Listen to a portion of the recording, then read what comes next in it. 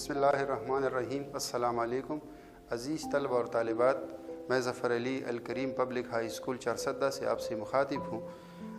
ہم نے جو ہے نا اردو گرامر کا آغاز کیا تھا۔ اس سے پہلے سر شفیع نے آپ کو جو ہے نا علم البیان کی 2 قسموں کے بارے میں بتایا تھا۔ میں مزید 2 قسموں کو آگے بڑھا رہا ہوں، تو تیسری قسم کی طرف آتے ہیں۔ تیسری قسم ہے مجاز مرسل۔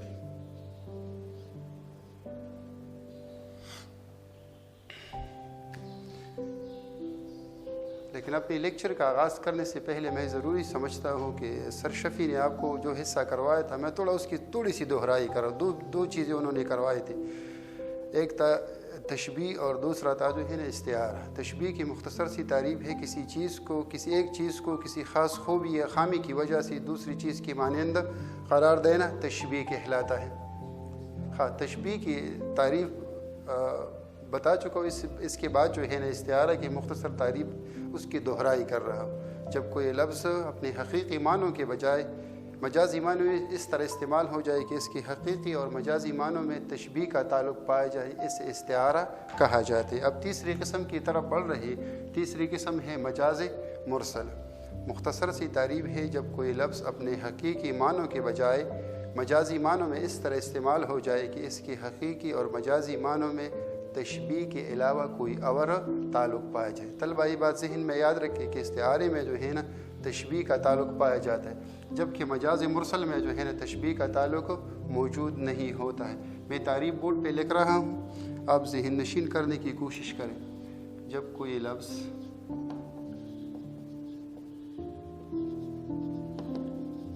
حقیقی معنوں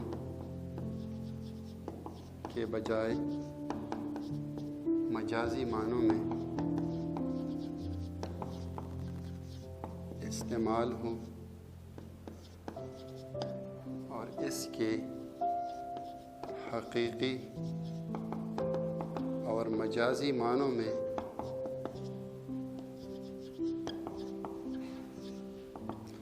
تشبیہ کے علاوہ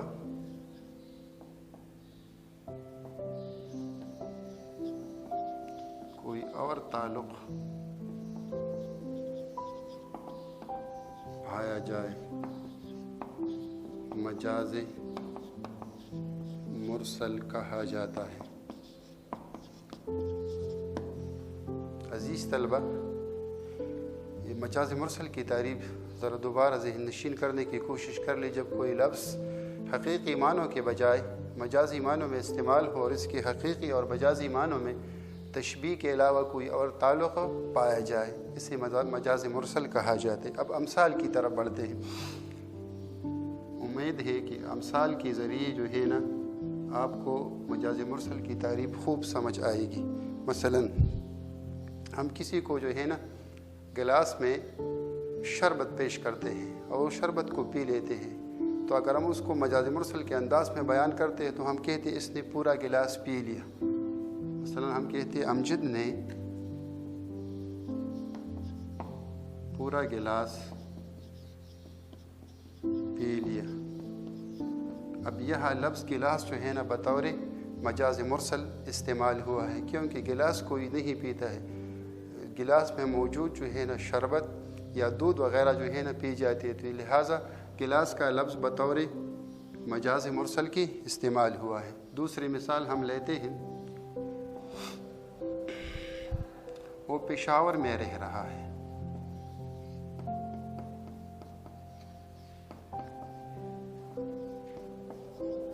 جس شخص کی طرف جو ہے نا ہم اشارہ کر رہے ہیں تو وہ پورے پشاور میں نہیں رہ رہا ہے، بلکہ پشاور کی کسی حصے یا کونے میں رہ رہا ہے، تو اس قسم کی مثال کو ہم کہتے ہیں یہ کل بول کر جز مراد لینا۔ تو یہ ہمارے ساتھ جو ہے نا مجاز مرسل کی دوسری مثال ہو جائے گی۔ تیسری مثال ہو جائے گی بادل خوب برسا۔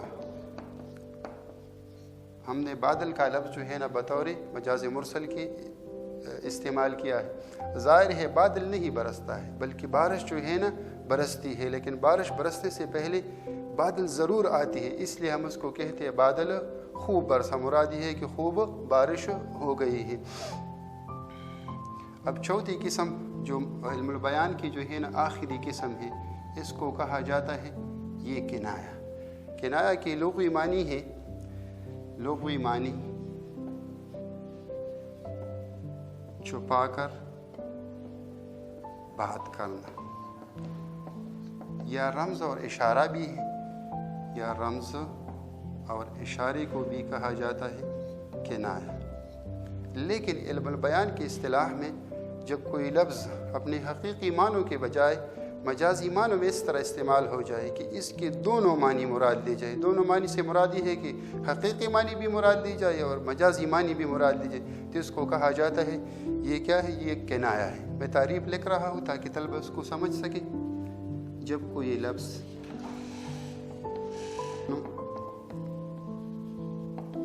کے بجائے مجازی معنوں میں اس طرح استعمال ہو جائے کہ اس کے دونوں معنی مراد لی جائے، کنایا کہلاتا ہے۔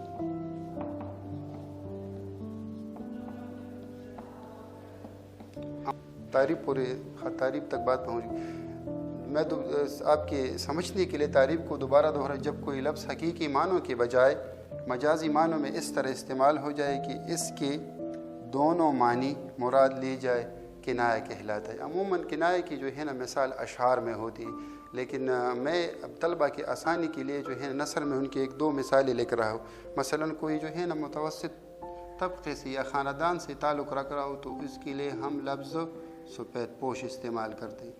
کوئی شخص جو ہے نا بوڑھا ہو تو اس کے لیے جو ہے نا ہم لفظ سفید ریش استعمال کرتے ہیں۔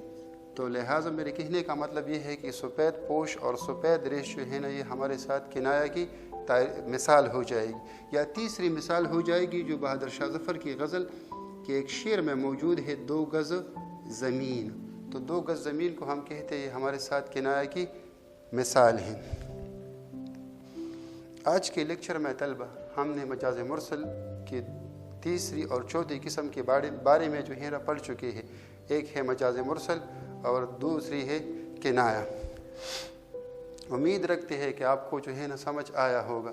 آپ مزید جو ہے نا اس کو سمجھنے کے لیے کنایا کی اور مجاز مرسل کی 3 مثالیں لکھنے کی مشق کر لیں۔ خدا حافظ۔